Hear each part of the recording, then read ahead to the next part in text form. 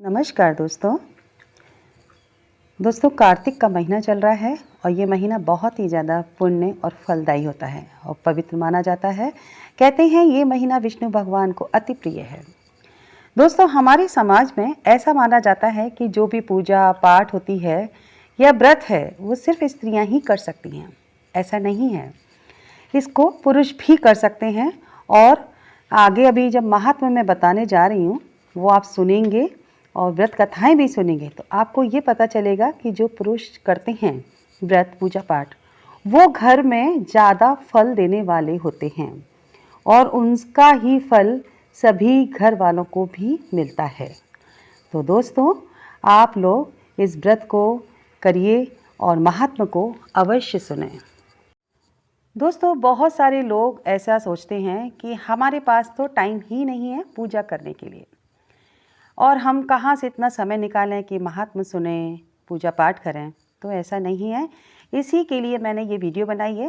उसका समाधान ये है कि आप एक काम करिए, आपके घर में कोई भी रिकॉर्डर हो वीडियो चलाने के लिए, जैसे कि स्पीकर वगैरह कुछ हो तो आप उसमें लगा दीजिए, मोबाइल को अटैच कर दीजिए उसमें और मेरी वीडियो चलाइए। उससे होगा क्या कि आपके घर में जितने भी लोग हैं उन सबके कानों में ये शब्द पढ़ते रहेंगे और वो भी उस महात्मा को सुनेंगे। इतना सुनने में ये सुंदर है, इतना अच्छा लगता है कानों को सुनने में कि आपने अगर एक बार सुना तो आप इसको अवश्य ही पूरा सुनेंगे। तो दोस्तों आपके घर में मान लीजिए ये वीडियो ख़ास तौर से उन लोगों के लिए ज़्यादा उपयोगी रहेगी जो बुज़ुर्ग लोग हैं, जो पूजा करना चाहते हैं लेकिन मजबूरी ये है कि नहीं बैठ सकते इतनी देर और नहीं कर सकते हैं। तो वो वीडियो को चलाएं और उसको श्रवण करते रहें। उससे क्या है कि आपको उसका पुण्य का फल तो अवश्य ही मिलेगा और ना करने से तो अच्छा ही है कि जो लोग नहीं कर सकते हैं, उनको कोई परेशानी हो रही है तो वो इसको अवश्य ही सुनते रहेंगे तो कुछ ना कुछ तो फल भगवान उनको देगा ही। और इसको आप ज़रूर सुने। चलिए अब हम कार्तिक महात्म्य को शुरू करते हैं। पहला अध्याय शुरू होता है। नैमिषारण्य तीर्थ में श्री सूत जी महाराज 88,000 शौनकादिक ऋषियों से बोले, अब मैं आपके सामने कार्तिक महात्म्य की श्रेष्ठ कथा कहता हूँ, जिसे सुनकर मनुष्य सभी प्रकार के पापों से छूटकर वैकुंठ को प्राप्त कर लेते हैं। सूत जी ने कहा, श्री कृष्ण जी से आज्ञा लेकर नारद जी के चले जाने पर सत्यभामा प्रसन्न होकर श्री कृष्ण से बोली, हे नाथ, मेरा जीवन सफल हो गया। मेरे माता पिता भी धन्य हैं जो आपकी 16,000 रानियों में मैं आपकी अत्यधिक प्यारी हुई। मैंने वह कल्प वृक्ष आदि आपके साथ नारद जी को विधि पूर्वक दान में दे दिए, परंतु वही कल्प वृक्ष मेरे घर में सदा लहराया करता है, जिसकी बात को मनु मृत्यु लोक में कोई भी स्त्री नहीं जानती।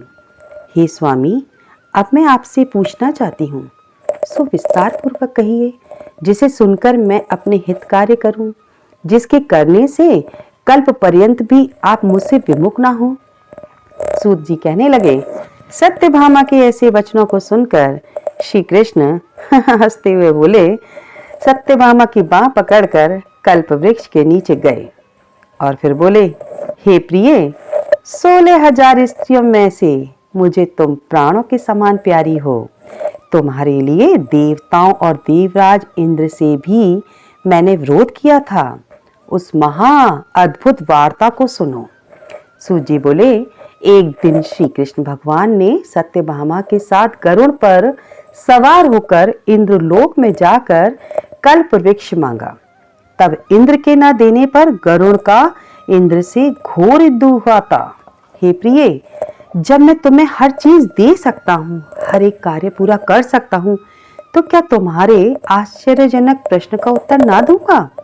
यह सुन सत्यभामा बोली, हे प्रभु, पूर्व जन्म में मेरा कैसा स्वभाव था, किसकी पुत्री थी, मैंने कौन से दान व्रत या तप नहीं किया जिससे मुझे मृत्यु लोक में जन्म लेना पड़ा, और ऐसे कौन से शुभ कर्म किए कि यहाँ आकर आपकी अर्धांगिनी हुई और आप गरुड़ पर सवार होकर मुझे साथ में लिए इंद्र आदि देवताओं के स्थानों में फिरते हो। तब भगवान बोले, हे कांते, तुम पूर्व जन्म में किसकी पुत्री थी? कौन से पुण्य और व्रत आदि तथा शुभ कार्य तुमने किए थे? वे सब मैं कहता हूँ।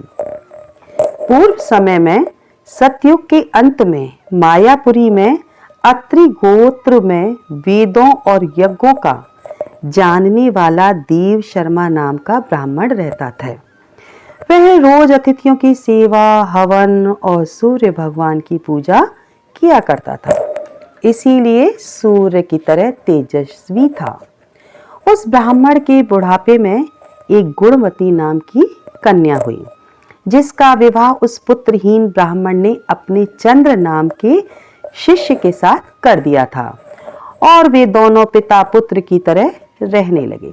एक समय वे दोनों कुशा और समिधा लेने के लिए वन में हिमालय की तलहटी में पहुंचे तो उन्होंने एक राक्षस को अपनी तरफ आते हुए देखा, जिसकी भय से उनके शरीर शिथिल हो गए और उनमें भागने की शक्ति भी नहीं रही। तब राक्षस ने दोनों को मार डाला। उनके धर्मात्मा होने के कारण मेरे पार्षद उनको बैकुंठ में ले गए। क्योंकि उन्होंने आजीवन सूर्य की पूजा की थी, इसलिए मैंने दोनों पर अति प्रसन्न हुआ।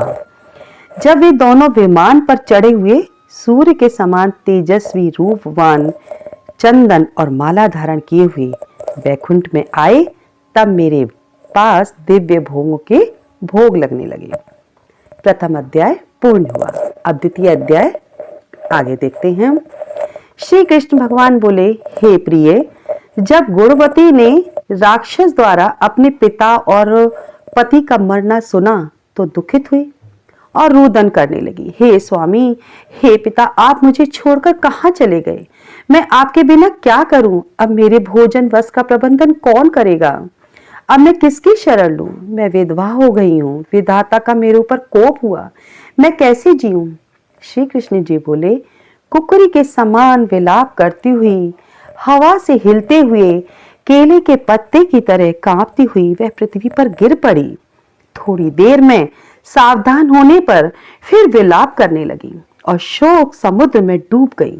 उस गुणवती ने घर की सब वस्तुएं बेचकर यथाविधि से अपने पति की पारलौकिक क्रिया की और उसी नगरी में विष्णु भगवान की भक्ति में तत्पर होकर इंद्रियों को वश में कर शांति से रहने लगी और मरण तक एकादशी और कार्तिक मास के व्रत आदि करती रही।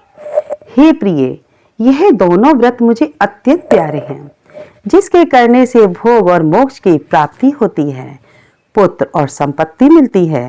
कार्तिक की तुला राशि पर सूर्य निकलने पर महापापी जो भी प्रातःकाल स्नान करते हैं वे भी मुक्ति को प्राप्त होते हैं। जो मनुष्य स्नान, जागरण, दीपदान और तुलसी का पालन करते हैं वे विष्णु के रूप हैं।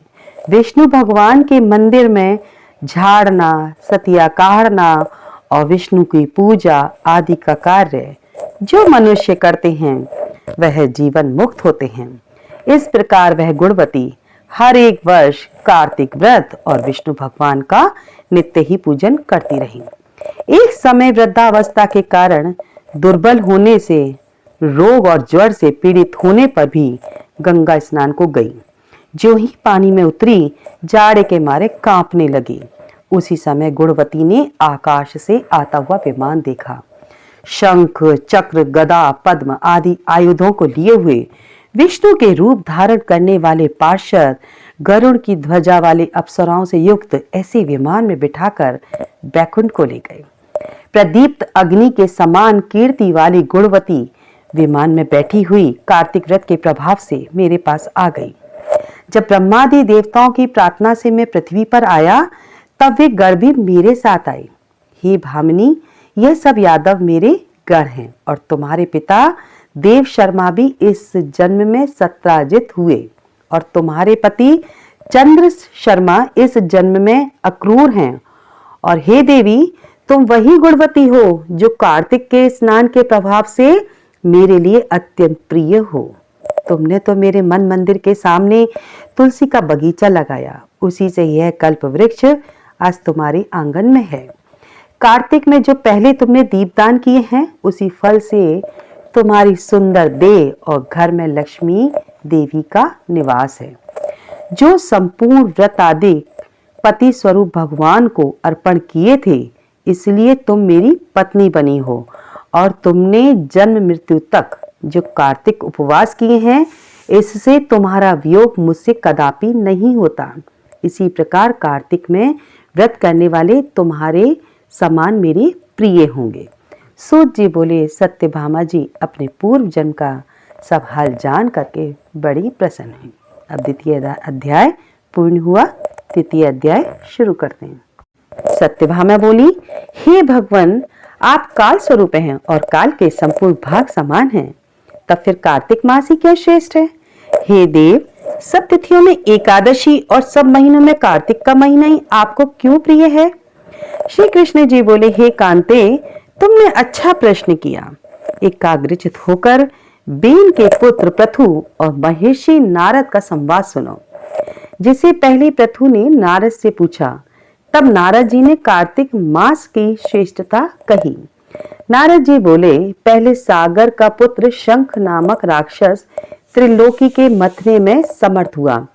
उसने संपूर्ण देवताओं को जीतकर स्वर्ग से निकाल इंद्र आदि संपूर्ण लोकपालों के अधिकार अपने हाथ में कर लिए थे। सब देवता उसके भय के मारे अपने अपने स्त्री पुत्र आदि लेकर बहुत वर्ष पर्यंत सुमेरु पर्वत की गुफाओं में वास करते रहे।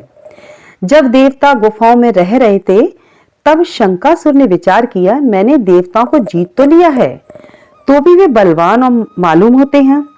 हाँ, अब जान पड़ा कि वे सब वेदों मंत्रों से युक्त हैं। इससे उनके वेद मंत्रों का हरण करने से वे सब बलहीन हो जाएंगे। ऐसा विचार करके वह असुर विष्णु भगवान को नींद से ग्रस्त देख करके स्वयंभू ब्रह्मा जी के लोक में जाकर वहां से वेदों को निकाल कर चलने को तत्पर हुआ। तब वे उसके भय के मारे यज्ञ के मंत्र और बीजों समेत जल में प्रवेश कर गए। तब तो वह शंकासुर भी उन्हें ढूंढता हुआ समुद्र के भीतर विचरने लगा, परंतु वे वेद एक स्थान पर कहीं भी प्राप्त न हुए। पीछे से ब्रह्मा जी सब देवताओं को संग ले और पूजा की सब सामग्री इकट्ठी कर बैकुंठ में विष्णु भगवान की शरण में गए। वहां उनके जगाने के निमित्त सब देवता गाने बजाने लगे और गंध धूप बार बार देने लगे। उनकी भक्ति से संतुष्ट होकर भगवान ने नेत्र खोले। तब सब देवताओं ने विष्णु भगवान के दर्शन किए और षोडशोपचार से पूजा करके दंडवत पृथ्वी पर गिर पड़े। तब तो माधव भगवान उनसे कहने लगे, हे देवगण, मैं तुम्हारे भजन कीर्तन आदि कार्यों से प्रसन्न हुआ हूँ। मैं आप लोगों की मनोकामना पूर्ण करूंगा। आश्विन शुक्ल पक्ष की एकादशी से देवठानी एकादशी तक पहर भर रात्रि रहे, तब से जो मनुष्य तुम्हारी तरह भजन और कीर्तन करेंगे, वे मुझे प्रसन्न कर प्राप्त होंगे। शंखासुर जिन वेदों को हर लाया है, वे सब जल में स्थित हैं। उन्हें मैं शंखासुर को मारकर लाऊंगा। अब से बीज मंत्र समेत सब वेद प्रतिवर्ष कार्तिक के महीने में सदा जल में निवास करेंगे। मत्स्य रूप धारण कर मैं जल में जाता हूँ। तुम संपूर्ण मुनियों को लेकर संग आओ। इस लोक में जो अच्छे मनुष्य प्रातःकाल स्नान करते हैं, वे निश्चय अक्षत स्नान के फल को प्राप्त होते हैं। जो कार्तिक में सदा व्रत करते हैं, उनको हे इंद्र, तुम मेरे लोक में पहुंचा दिया करो। हे यम, तुम सदा उनकी वेदनाओं से रक्षा करते रहो। और हे वरुण, तुम उनको पुत्र पौत्र आदि देते रहो। हे कुबेर, तुम उनकी धन वृद्धि करो, जिससे यह मेरा रूप धारण कर साक्षात जीवन मुक्त हो जाएं। और हे अन्य देवताओं, जो जन्म से लेकर मरण तक उन बातों को धारण करते हैं, वे तुम्हारे भी द्वारा पूज्य हैं। जैसे तुमने मुझे एकादशी को जगाया है, इसीलिए यह तिथि सदा मनाने योग्य है। अब चौथा अध्याय शुरू करते हैं हम। नारद जी बोले, ऐसा कहकर विष्णु भगवान मछली रूप धारण कर कश्यप की अंजलि में प्राप्त हुए। उस मछली पर दया करके मुनि ने उसको कमंडल में डाल दिया। जब वे उसमें ना समाई तब कुएं में डाला, कुएं से तालाब में डाला, तालाब से समुद्र में डाली गई। तब मत्स्य रूपधारी भगवान शंखासुर को मारते हुए और अपने हाथ में दबाकर बद्रीवन को गए और वहां सब ऋषियों को बुलाकर भगवान बोले कि जल के भीतर वेद निमग्न हो गए हैं, तुम उन्हें ढूंढो और शीघ्रता पूर्वक जल में से निकाल कर रहस्य समेत ले आओ, तब तक मैं सब देवताओं समेत प्रयाग में निवास करूंगा। नारद जी बोले, तब तपोबली उन मुनियों ने बीज और यज्ञ मंत्रों सहित वेदों का उद्धार किया। उन ऋषियों में से जिसने जो निकाला वह भाग उसी ऋषि के नाम से प्रसिद्ध हुआ।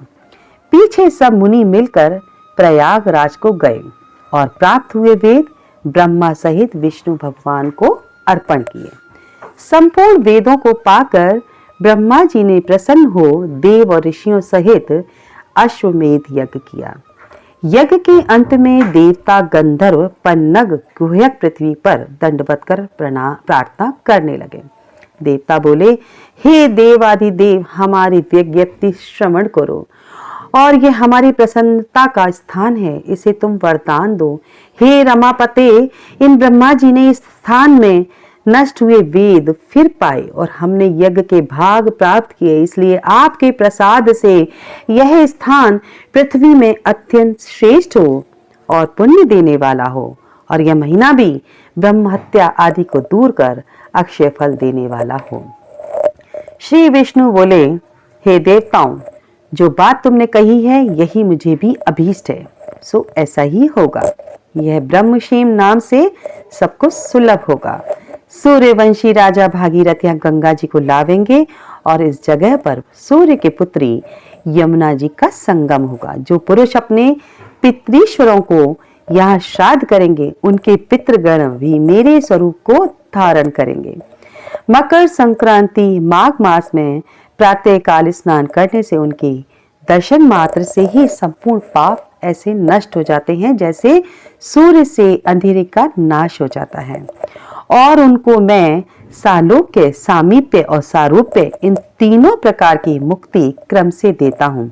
हे मुनिवरों, मैं सर्वज्ञ रूप से बद्रीवन में सदैव निवास करता हूँ। जो फल और स्थान 100 वर्षों में मिलते हैं वह तुमको वहां एक दिन में ही प्राप्त होवेगा। उस स्थान के दर्शन करने वाले मनुष्य जीवन मुक्त हो जाते हैं। सूत जी बोले, विष्णु देवताओं से ऐसा कहकर ब्रह्मा जी सहित वहीं अंतर्ध्यान हो गए और इंद्रादिक देवता भी अंशों से यहाँ रहकर अंतर्ध्यान हो गए। जो मनुष्य शुद्ध चित्त से इस पवित्र कथा को सुनते हैं उनको प्रयागराज और बद्रीवन में जाने का फल मिलता है। इस तरह से चतुर्थ अध्याय पूर्ण हुआ। अब 5वां अध्याय शुरू होता है। पृथु बोले, हे मुनि, तुमने कार्तिक का महाफल वर्णन किया है, अब महीनों के स्नान की विधि और नियम कहिए। नारद जी बोले, हे राजन, तुम विष्णु के अंश से उत्पन्न हुए हो, तुमसे कोई बात छिपी नहीं है, तथापि नियमों का वर्णन अवश्य करता हूँ। अश्विन मास में शुक्ल पक्ष की एकादशी से सावधान होकर कार्तिक व्रतों का पालन आरंभ करें। पहर रात्रि रहे तब प्रतिदिन उठें और जल का पात्र लेकर गांव से बाहर उत्तर दिशा को जाएं। जनेऊ को कान पर चढ़ाकर उत्तर को मुख करके भूमि पर तृण बिछावें और सिर को कपड़े से ढक लें। मुख को बंद कर थूकना या सांस लेना बंद करके मल मूत्र का त्याग करें। जो रात्रि हो तो दक्षिण को मुख करें और जो मल मूत्र द्वारा शरीर की शुद्धि और जो मुख शुद्ध नहीं करते हैं उनके मंत्र फलदायक नहीं होते हैं, इसीलिए दातून करना उचित है। दातून लाते समय वृक्ष से कहें कि हे वनस्पति, हमको आयु, बल, यश, तेज, संतान, द्रव्य, वेद पाठ की शक्ति और बुद्धि दें। इस मंत्र को पढ़कर गूलर आदि किसी दूध के वृक्ष की 12 अंगुल लंबी दातून लेवें। व्रत के दिन ऐसा ना करें। प्रतिपदा, अमावस्या, नवमी, षष्ठी तिथियों और सूर्यवार तथा चंद्रमा सूर्य ग्रहण के दिन दातून ना करें। कटेरी, संभालू, कपास, पीपल, वट, अरंड और गंधहीन वृक्षों की दातून ना करें। तदनंतर विष्णु और शिव के मंदिर में प्रसन्नता और विधि पूर्वक पुष्प, गंध, तांबूल ले जाएं। वह भगवान की पाद्यादि से स्तुति करके नमस्कार करें और भजन गावें। देवालय में भजन कीर्तन करने वाले विष्णु स्वरूप होते हैं। जैसे सतयुग आदि में तप, यज्ञ, दान आदि भगवान को तुष्टि देने वाले हैं, वैसे ही कलयुग में भक्ति पूर्वक भजन कीर्तन मोक्ष देने वाले होते हैं। नारद जी बोले, सिरस, धतूरा, कटेर, मल्लिका, सेमर, आक, कनेर के फूल तथा अक्षतों से विष्णु की पूजा नहीं होती।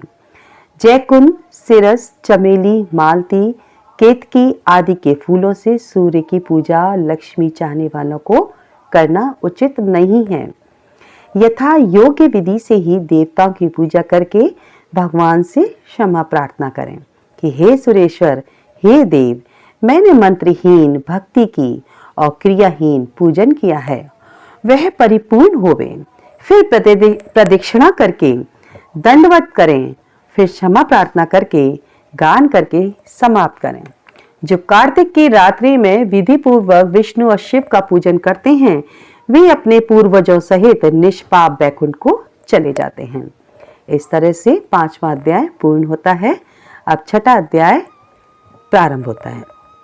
नारद जी बोले, 2 घड़ी रात रह जाए तब उठकर तिल, कुशा, अक्षत, फूल, धूप आदि लेकर पवित्र होकर किसी नदी, तालाब, कुआं आदि जलाशय पे जाएं।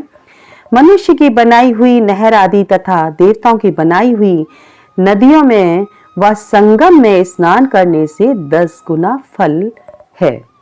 तीर्थ में उसका दुगना विष्णु का स्मरण करके स्नान का संकल्प कर तीर्थ तथा देवता आदि को क्रम से अर्घ्य आदि दें और कहें, हे ऋषिकेश, इस मेरे अर्घ्य को ग्रहण करिए। आपको नमस्कार है। बैकुंठ में, प्रयाग में अथवा बद्रिकाश्रम में, जहाँ मुनि वेद और यज्ञों सहित जहाँ 3 प्रकार से विष्णु ने पद स्थापित किया है, वहाँ सब देवता हमारी रक्षा करें। हे कृष्ण, कार्तिक मास में दिए हुए अर्घ्य को ग्रहण कीजिए। भागीरथी, विष्णु, शिव, सूर्य आदि को नमस्कार करके जल में घुसें और नाभि पर्यंत जल में घुसकर विधि पूर्वक स्नान करें। गृहस्थी तिल और आंवले का चूर्ण लेकर के मल करके स्नान करें। विधवा स्त्री और सन्यासी तुलसी की जड़ मिट्टी लगाकर स्नान करें। परंतु सप्तमी, अमावस्या, द्वितीया और त्रयोदशी इन तिथियों में आंवला और तिल ना लगाएं। स्नान मंत्र, भक्ति, भावना जिन प्रभु ने देवताओं के कार्य के निमित्त रूप धारण किया था, वे कृपा करके मुझे पवित्र करें और विष्णु की आज्ञा से इंद्र सहित सब देवता कार्तिक के व्रत करने वालों की रक्षा करें। व्रती मनुष्य इस प्रकार स्नान करके हाथ में पवित्री धारण कर देव, ऋषि और पितरों का तर्पण करें।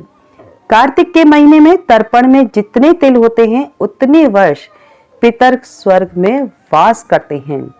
तदनंतर जल में से निकलकर पवित्र वस्त्र आदि धारण कर प्रातःकाल के कर्मों को समाप्त कर हरि भगवान का अर्चन करें। तीर्थ और देवताओं का स्मरण करके भक्ति पूर्वक गंध, पुष्प और फलों से अर्घ्य प्रदान करें। तब वेद पाठी ब्राह्मणों का पूजन करें और ब्राह्मण विष्णु रूप हैं, इसीलिए अपने कल्याण चाहने वाले कदापि इनका अपमान और विरोध ना करें। फिर हरि की प्यारी तुलसी जी की पूजा कर परिक्रमा दें, नमस्कार करें और कहें कि देवताओं ने प्रथम तुम्हें बनाया है, मुनियों ने पूजा है, सो तुम मेरे पाप को हरण करो। भक्ति पूर्वक पूर्वोक्त विधियों को करने वाला नारायण की सालोक्यता को प्राप्त होता है।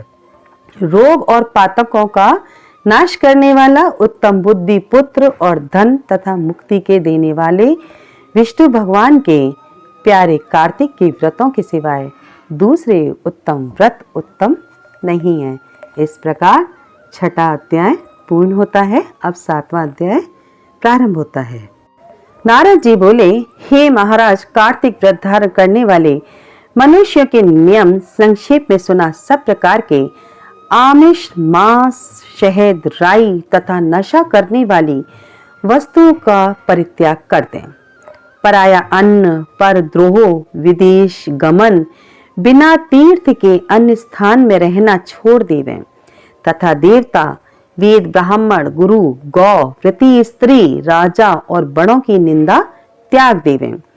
दाल, तिल, तेल, खरीदा हुआ पकवान, भाव और शब्द से दूषित वस्तुओं को छोड़ दें। जीवधारी का मांस, चूना, जबीरा का फल, मसूर, बासी अन्न ना खाएं। बकरी, भैंस, गौ के दूध के सिवा अन्य दूध तथा ब्राह्मणों से खरीदा हुआ रस, पृथ्वी से पैदा हुआ नमक, ये भी सब छोड़ देवें।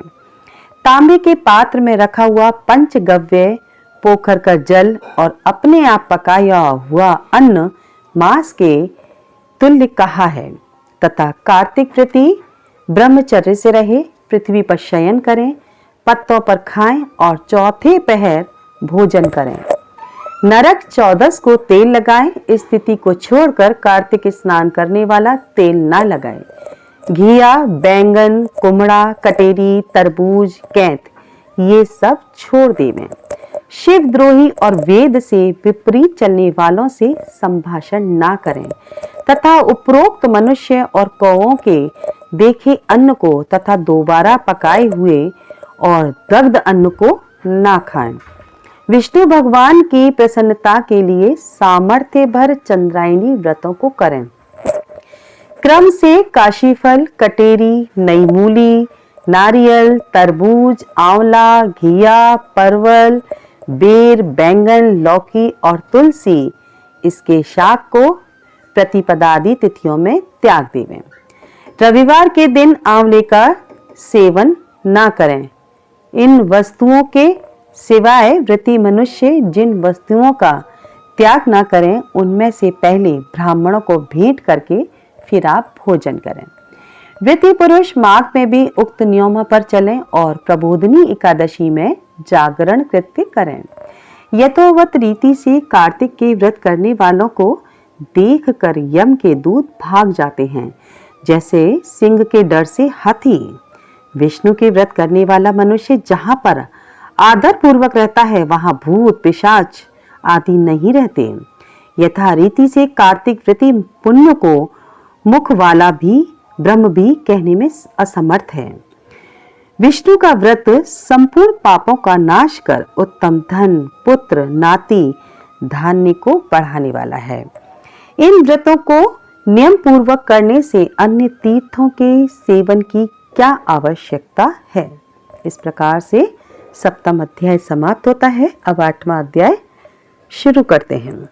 नारद जी बोले, हे राजन, अब मैं कार्तिक व्रत के व्रतों को का संक्षेप में उद्यापन सुनाता हूँ। व्रत पूरा होने के फल और विष्णु भगवान की प्रसन्नता के लिए कार्तिक शुक्ला एक चतुर्दशी को उद्यापन करें।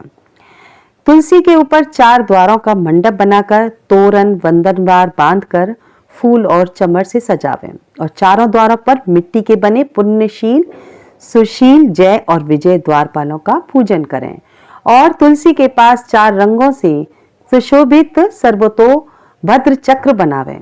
इसके ऊपर पंचरत्न और नारियल रखकर एक सुंदर कलश स्थापित करें।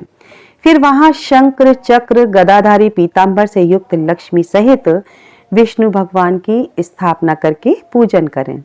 व्रती पुरुष मंडल में इंद्र आदि को पूजें। द्वादशी को भगवान उठे, त्रयोदशी को देवताओं ने उनके दर्शन किए और चतुर्दशी को पूजन करें। उस दिन शांत और सावधानी से उपवास करें। गुरु की आज्ञा को प्राप्त करके भगवान कृष्ण की स्वर्णमयी प्रतिमा का पूजन षोडशोपचार से करके और विविध भोग अर्पण करें। रात्रि में जागरण कर भजन कीर्तन करता रहे। प्रातःकाल उठकर नित्य नैमित आदि कर्म करें, तत्पश्चात हवन करें, ब्राह्मणों को भोजन करावे, धन का लोभ छोड़ दें, यथाशक्ति दक्षिणा दें, उपवास कर ऐसे बैकुंठ को पावें। इस बैकुंठ चतुर्दशी के महात्म को देवता और शेष जीव 100 वर्षों में भी नहीं कह सकते। जो भगवान चक्रपाणी के जागरण में भक्ति पूर्वक आंगन में गायन और नृत्य करते हैं, उनको सहज गौओं के दान करने का फल मिलता है। इसी दिन विष्णु भगवान मत्स्य रूप हुए थे, अतः उनको प्रसन्न करने के लिए इस तिथि में उन ब्राह्मणों को खीर आदि अन्न का भोजन कराएं तथा अथो देवा मंत्रों से तिल और खीर का हवन करें। तत्पश्चात यथाशक्ति दक्षिणा दें और नमस्कार करें, जिसके करने से अक्षय फल मिलता है, और विधि पूर्वक कपिला गौ का पूजन करें और उपदेश करने वाले गुरु को सपत्नीक वस्त्र आभूषण से सुसज्जित कर समापन करावें। प्रार्थना मंत्र से आपकी प्रसन्नता से मेरे 7 जन्म के पाप नष्ट हो जाएं और मेरे मनोरथ सफल होवें और मरणोपरांत मुझे विष्णु लोक की प्राप्ति हो। ऐसे उन ब्राह्मणों से क्षमा पान करा के और प्रसन्न कर पूजा की सामग्री गौ के समेत गुरु को निवेदन करें और फिर अपने बांधवों सहित स्वयं भोजन करें। कार्तिक और माघ की यह विधि कही है। ऐसे सम्यक रीति से कार्तिक का व्रत करने वाला संपूर्ण कामनाओं से युक्त विष्णु भगवान के समीप चला जाता है। इस प्रकार से 8वां अध्याय पूर्ण होता है। अब हम 9वां अध्याय प्रारंभ करते हैं। 9वां अध्याय प्रारंभ करते हैं। राजा पृथु ने कहा, हे नारद जी, आपने कार्तिक मास के व्रत में तुलसी की जड़ में भगवान विष्णु का निवास बताकर उस स्थान की मिट्टी का पूजन बतलाया है। अब मैं भी श्री तुलसी जी के महात्म्य को सुनना चाहता हूँ। तुलसी कहाँ और कैसे उत्पन्न हुई, ये आप बताने की कृपा करें। नारद जी ने कहा, हे राजन, एक समय जब देव गुरु बृहस्पति और देवराज इंद्र कैलाश पर्वत पर शंकर जी का दर्शन करने के लिए गए, तो शंकर जी ने उनकी परीक्षा ली। उन जटाधारी दिगंबर ने उनका मार्ग में ही अनुरोध कर डाला। यद्यपि वे तेजस्वी, शांत, लंबी भुजा और चौड़ी छाती वाले गौरवर्ण अपने विशाल नेत्रों युक्त तथा सिर पर जटाधारी वैसे ही बैठे थे, तथापि इंद्र ने शंकर जी को ना पहचान उनका नाम धाम आदि परिचय पूछा और कहा, शंकर जी अपने स्थान पर हैं या कहीं गए हैं। इस पर उस तपस्वी ने कुछ नहीं कहा, परंतु त्रिलोकीनाथ के ऐश्वर्य से वर्भित होकर इंद्र कब चुप रहते। उन्होंने क्रोध से घुड़क कर कहा, अरे मैं पूछता हूं तो उत्तर क्यों नहीं देता। मैं अभी तुझे इस वज्र से मारता हूं, फिर देखता हूं तुम दुर्मति की रक्षा कौन करता है। फिर ज्यों ही दिगंबर को मारने के लिए हाथ में वज्र लिया, तो ही भगवान शंकर ने वज्र सहित उसका हाथ स्तंभित कर दिया और विकराल नेत्र कर ज्यों ही उसे देखा, तो ऐसा विदित हुआ मानो वह दिगंबर प्रज्वलित हो उठा है और तेज से जला देगा। भुजाएं स्तंभित होने से इंद्र के क्रोध और दुख का अंत ना रहा, परंतु ज्यों ही बृहस्पति जी ने उसको प्रज्वलित देखा, त्यों ही अपनी बुद्धि से उनको भगवान शंकर जानकर प्रणाम किया और इंद्र को भी उनके चरणों में गिराया। और फिर बृहस्पति जी बोले, हे दीनानाथ, अपना क्रोध रोककर इंद्र का अपराध क्षमा कीजिए। बृहस्पति जी के वचन सुनकर महेश्वर गंभीर वाणी में बोले, मैं अपने नेत्रों से निकले क्रोध को कैसे रोकूं। तब बृहस्पति बोले, हे भगवान, भक्तों पर तो दया करनी ही चाहिए, अतः अपना भक्त वत्सल नाम सार्थक कीजिए और इस तेज को शांत कर इंद्र का उद्धार कीजिए। तब भगवान शंकर ने कहा, मैं तुम्हारी स्तुति से प्रसन्न हूँ जो तुमने इंद्र को जीवन दान दिलाया। अब मैं तुम्हें अपने वरदान द्वारा जीव नाम से विख्यात करता हूँ। मेरे नेत्रों की अग्नि अब इंद्र को पीड़ित नहीं करेगी। ऐसा कहकर शंकर जी अपने माथे से निकले हुए तेज को लेकर क्षीर सागर में डाल दिया। फिर लीलाधारी भगवान अंतर्धान हो गए। इंद्र और बृहस्पति दोनों भय से मुक्त होकर परम सुखी हुए। इस प्रकार जिनको जानने की इच्छा थी, उन्हें जानकर इंद्र और बृहस्पति अपने स्थान को चले गए। अब हम प्रारंभ करते हैं 10वां अध्याय। राजा पृथु ने कहा, हे देवर्षि, आपको नमस्कार है। अब कृपा करके आप यह कहिए कि जिस समय भगवान शंकर ने माथे का तेज क्षीर सागर में डाल दिया उस समय क्या हुआ। नारद जी ने कहा, हे राजन, जब शंकर जी ने तेज क्षीर सागर में डाल दिया तो वह शीघ्र ही बालक होकर गंगा सागर के संगम पर बैठकर संसार को भय देने वाला रुदन करने लगा। उसके रुदन से समस्त संसार व्याकुल हो उठा। लोकपालों के मन में भी व्याकुलता हुई। अधिक कहने से क्या है, चराचर चलायमान हो गए। शंकर सुवन के रुदन से ब्रह्मांड व्याकुल हो गए। समस्त देवता और ऋषि मुनि व्याकुल होकर लोक पितामह ब्रह्मा जी की शरण में गए और सब ने मिलकर ब्रह्मा जी को प्रणाम किया और स्तुति की। फिर कहा, हे पितामह, यह बड़ा भयंकर समय आया है, इसका नाश कीजिए। देवताओं की यह बात सुनकर ब्रह्मा जी सत्यलोक से उस बालक को देखने के लिए समुद्र तट पर आए। समुद्र से ब्रह्मा जी को आता देखकर उन्हें प्रणाम किया और बालक को उठाकर उनकी गोद में दे दिया। तब विस्मित होकर ब्रह्मा जी ने पूछा, हे सागर, तुम शीघ्र बताओ कि यह बालक किसका है। तब समुद्र ने कहा, हे प्रभु, यह तो मैं नहीं जानता, किंतु मुझे इतना अवश्य ज्ञात है कि यह गंगा सागर के संगम पर प्रकट हुआ है। अतः आप इस बालक का जाति कर्म आदि संस्कार कीजिए, इसका जातक फल बताइए। नारद जी कहते हैं कि इधर तो सागर ब्रह्मा जी से ऐसे कह रहा था, उधर सागर पुत्र भी ब्रह्मा जी के गले में हाथ डालकर बार बार उनको आकर्षण कर रहा था।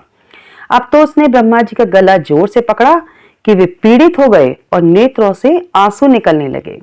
किसी प्रकार उन्होंने अपने दोनों हाथों से जोर लगाकर गला छुड़ाया और सागर से कहा, सुनो, मैं तुम्हारे पुत्र का जातक फल कहता हूँ।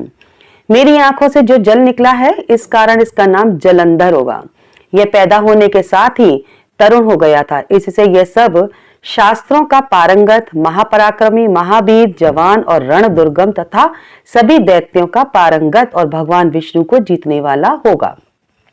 यह कहीं भी नहीं हारेगा, एक भगवान शंकर को छोड़कर सबसे अवस्थ होगा। जहां से यह उत्पन्न हुआ है फिर वहीं जाएगा। इसकी पत्नी बड़ी पतिव्रता, सौभाग्यशाली, सर्वांग सुंदरी, परम मनोहर, मृदुभाषिणी तथा शील की सागर होगी।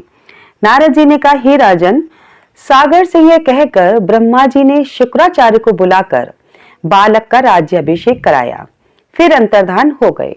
अब तो उस बालक को देख सागर बहुत प्रसन्न हुआ और कितने ही उपाय से उसका पालन करके बड़ा किया। फिर काल नेम नामक असुर को बुला उसकी वृंदा नाम की पुत्री से उसका विवाह करा दिया।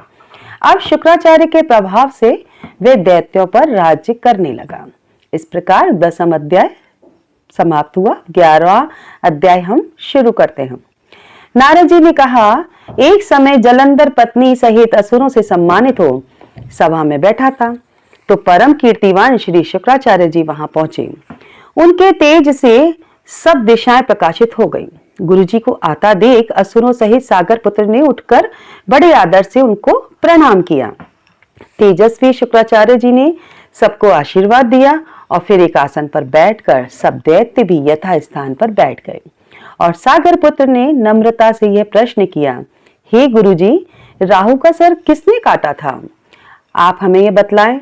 इस पर श्री शुक्राचार्य जी ने विरोचन पुत्र हिरण्यकश्यप और उसके धर्मात्मा पौत्र का परिचय देकर देवताओं और असुरों द्वारा समुद्र मंथन को संक्षेप में सब कथा कहकर यह बतलाया कि जब समुद्र से अमृत निकला तो उसे देव रूप से राहु पीने चला।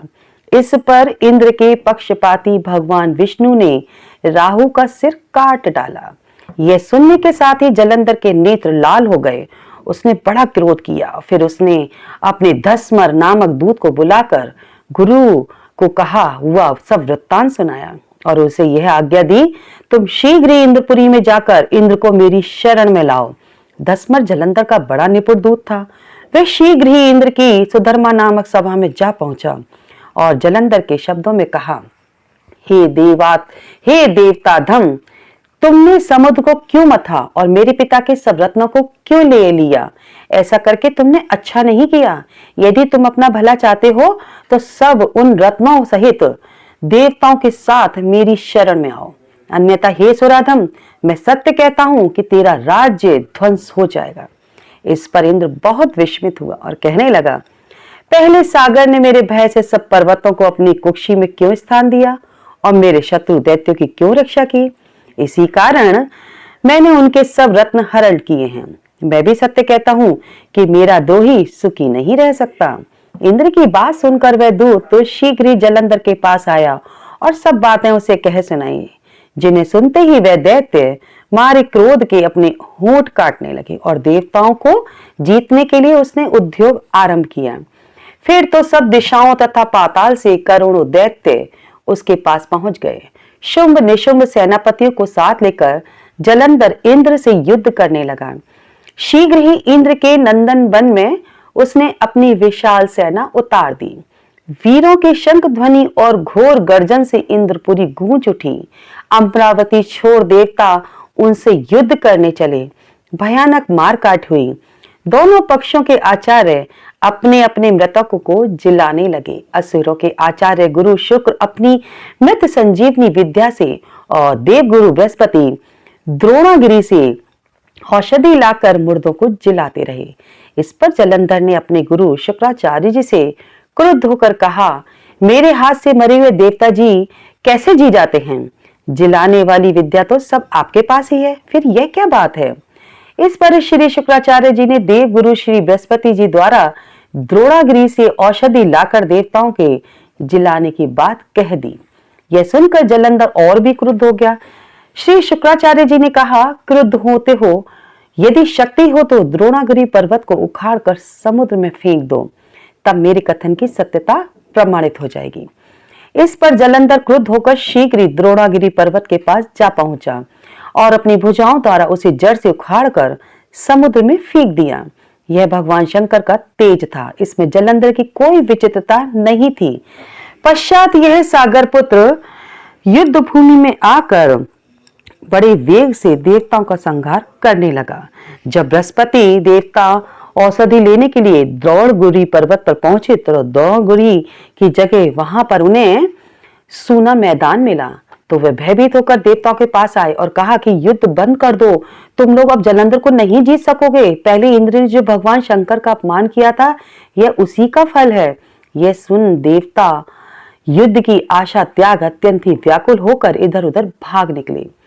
सिंधु सुत निर्भय होकर अमरावती में प्रविष्ट हो गया। इंद्र आदि देवताओं ने गुफा में शरण ली। इस प्रकार 11वां अध्याय समाप्त हुआ। अब हम प्रारंभ करते हैं 12वां अध्याय। श्री नारद जी ने कहा, तब जलंधर को अपनी खोज में आते देखकर इंद्र आदि देवता भय कंपित होकर वहां से भी भाग निकले। भाग कर वे बैकुंठ से भगवान विष्णु के पास पहुंचे। फिर देवताओं ने अपनी रक्षा के लिए उनकी स्तुति की। देवताओं की उस दीन पाड़ी को सुनकर करुणा सागर भगवान विष्णु ने उनसे कहा, देवताओं, तुम भय को त्याग दो। युद्ध में मैं शीघ्र ही उस जलंधर को देखूंगा। ऐसा कहने के साथ ही भगवान गरुड़ पर जा बैठे। तब देवताओं सहित उन्हें युद्ध क्षेत्र की ओर प्रयाण करते देख समुद्र तनया लक्ष्मी के नेत्रों में जल भराया और उन्होंने कहा, हे नाथ, यदि मैं सर्वदा आपके प्रिय हूँ और भक्त हूँ तो मेरा भाई आप द्वारा युद्ध में कैसे मारा जाना चाहिए?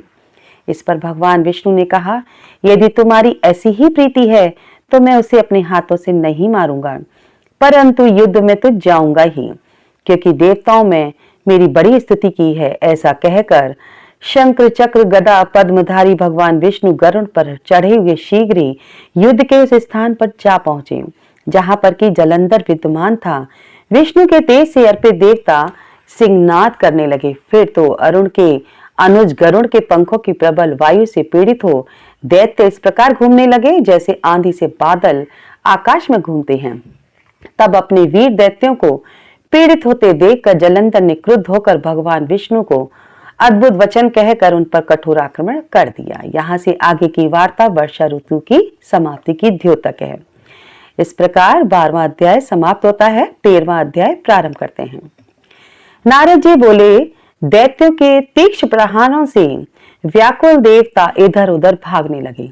तब इंद्र आदि को इस प्रकार भयभीत देखकर गरुड़ पर चढ़े भगवान युद्ध में आगे बढ़े। उन्होंने अपना शारंग नामक धनुष उठाकर बड़े जोर से टंकोर किया। त्रिलोकी शब्दित हो गई। पल मात्र में ही भगवान विष्णु ने हजारों दैत्यों के सिर काट गिराए। यह देखकर जलंधर के क्रोध की सीमा न रही। फिर तो भगवान विष्णु और जलंधर का महान संग्राम हुआ। बाणों से आकाश भर गया। लोग आश्चर्य करने लगे।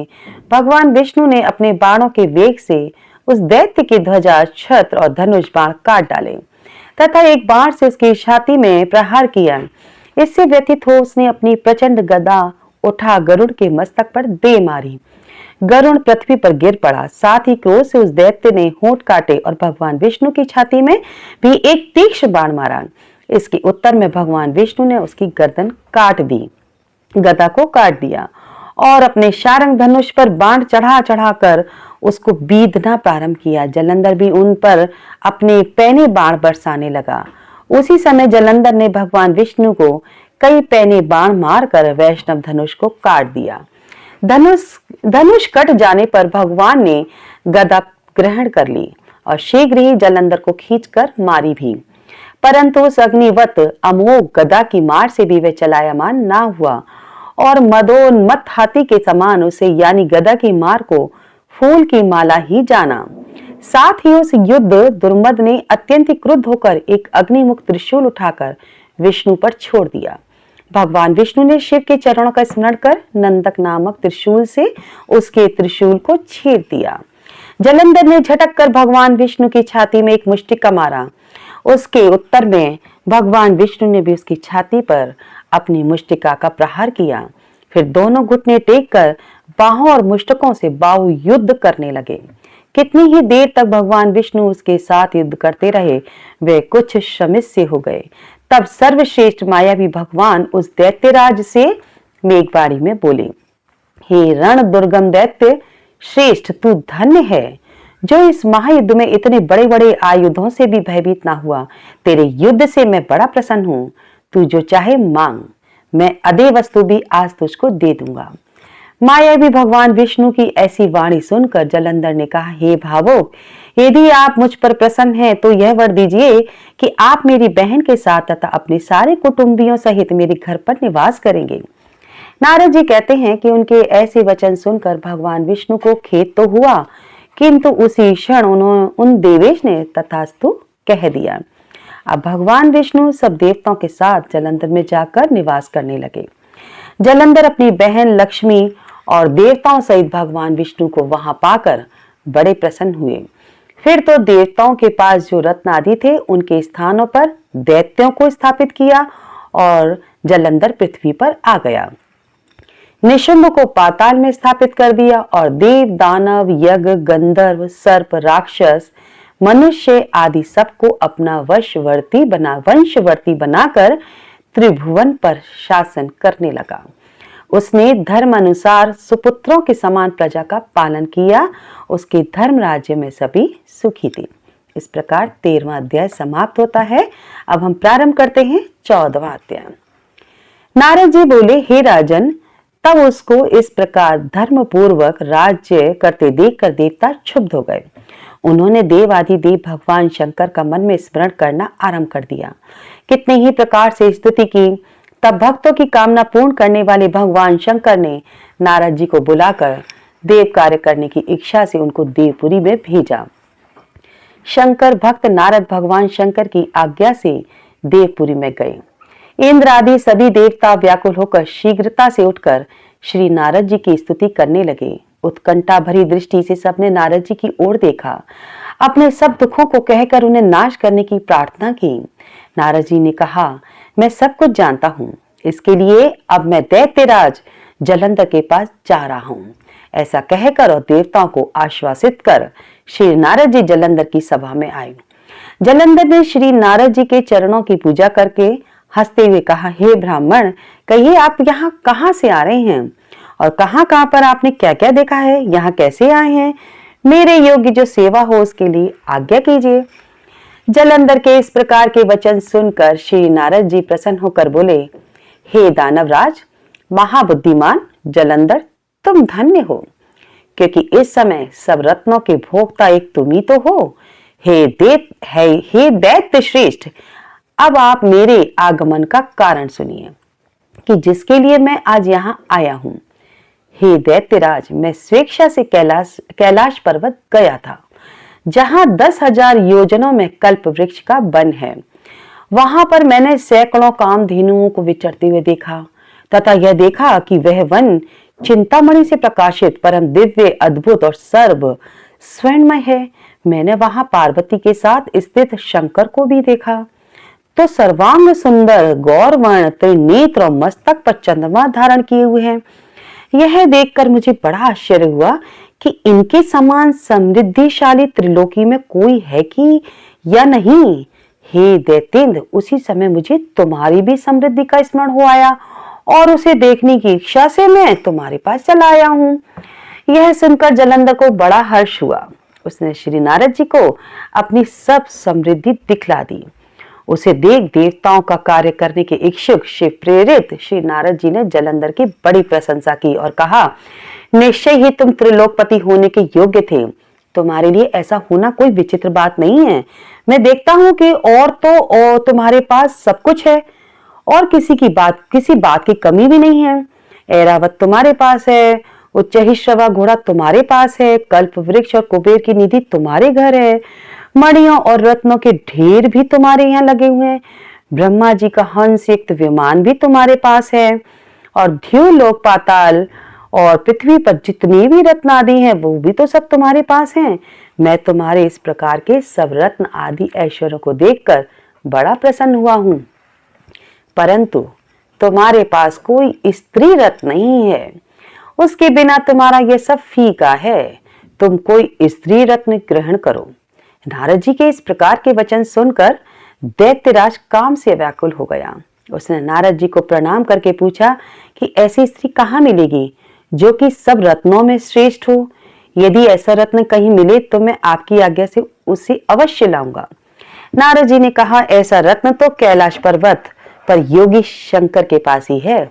उनकी सर्वांग सुंदर पत्नी देवी पार्वती बहुत ही मनोहर हैं। उनके समान सुंदरी मैंने आज तक नहीं देखी। शंकर से बढ़कर समृद्धिमान दूसरा कोई नहीं है। उसके इस रत्न की महिमा तीनों लोक में कहीं पर भी नहीं है। तभी तो परम विरक्त आत्माराम शंकर भी उसके वश में हो गए हैं। देवर्षि नारद उस दैत्य से ऐसा कहकर कार्य करने की इच्छा से आकाश मार्ग को चले गए। इस प्रकार 14वां अध्याय समाप्त होता है। अब 15वां अध्याय प्रारंभ करते हैं। देवर्षि नारद जी से राजा पृथु ने कहा, हे देवर्षि, दैत्यराज ने क्या किया वह सब मुझे विस्तार पूर्वक आप सुनाइए। देवर्षि नारद बोले, उसके चले जाने पर जलंधर ने अपने राहु नामक दूत को बुलाकर कैलाश पर जाने की आज्ञा दी और कहा कि वहां पर एक जटाधारी शंभु नामक योगी रहता है। उससे मेरा आक्रमण और ऐश्वर्य कहकर उसकी सर्वांग सुंदरी भामिनी को मेरे लिए मांग लाओ। तब उन वचनों को सुनकर वह दूत शिव के स्थान पर पहुंचा, परंतु नंदी ने उसे सभा के भीतर नहीं जाने दिया, किंतु वह अपनी उग्रता से शिव की सभा में चला गया और शिव के आगे बैठकर उनकी आज्ञा ले वह सब संदेश कह सुनाया कि जो कि दैत्यराज ने कहा था। फिर तो उस राहु नामक दूत के ऐसा कहते ही भगवान शूलपाणी के आगे पृथ्वी फोड़कर एक शब्द वाला पुरुष प्रकट हो गया, जिसका कि सिंह के समान मुख था और जो कि मानो दूसरा नृसिंह था। वह दौड़कर राहु को खाने चला। राहु बड़े जोर से भागा, परंतु उस पुरुष ने उसको पकड़ लिया। उसने शिव की शरण ले अपनी रक्षा के लिए रक्षा मांगी। शिव जी ने उस पुरुष से राहु को छोड़ देने के लिए कहा कि मुझे बड़े जोर की भूख लगी है और मैं क्या खाऊं। महेश्वर ने कहा, यदि तुम्हें भूख लगी है तो शीघ्र ही अपने हाथ पैरों का मांस भक्षण कर लो। शिव जी की आज्ञा से वह पुरुष शीघ्र ही अपने हाथों और पैरों का मांस भक्षण कर गया। अब केवल उसका सिर मात्र शेष रह गया। तब उसका ऐसे कृत्य देखकर शिव जी ने प्रसन्न होकर उसको अपना आज्ञा पालक जानकर उसे अपना परम प्रिय गण बना लिया और कहा कि मेरी पूजा के समय अब तेरी भी सदैव पूजा होती रहेगी और जो मेरी पूजा नहीं करेंगे वह मेरे प्रिय, जो तेरी पूजा नहीं करेंगे वो मेरे प्रिय नहीं होंगे। शिव जी से ऐसा वर पाकर उस पुरुष को बड़ी प्रसन्नता हुई। उस दिन से वह शिव जी के द्वार पर स्तकीति मुख नामक गण होकर स्थित रहने लगा। इस प्रकार 15वां अध्याय पूर्ण होता है। अब प्रारंभ करते हैं हम 16वां अध्याय। राजा पृथु ने कहा, नारद जी, यह तो आपने महाप्रभु शंकर की बड़ी अद्भुत कथा सुनाई है। कृपा कर आप यह बतलाइए कि उस समय राहु उस पुरुष से छूटकर कहाँ गया। जब राजा पृथु ने देवर्षि नारद से ऐसा प्रश्न पूछा तो देवर्षि ने कहा, उससे छूटने पर वह बर्बर नाम से विख्यात हो गया और मानो नया जन्म पाकर उसने अपने आप को धन्य माना तथा वह धीरे धीरे जलंधर के पास गया। वहां जाकर उसने शंकर जी की चेष्टा कही। उसे सुनकर दैत्यराज को बड़ा क्रोध आया और उसने सब दैत्यों को सेना सजाने की आज्ञा दे दी। कालनेमी और शुंभ निशुंभ आदि सभी महाबली दैत्य तैयार होने लगे। एक से एक महाबली दैत्य करोड़ों की संख्या में निकलकर युद्ध के लिए संबद्ध हो गए। महाप्रतापी सिंधु पुत्र शिवजी से युद्ध के लिए निकला। उसके आगे महेश शुक्र और छिन्न सिर राहु हुआ। फिर तो उसी समय जलंधर का मुकुट खिसक कर पृथ्वी पर गिर पड़ा। आकाश में मेघ छा गए और बड़े अपशकुन हुए।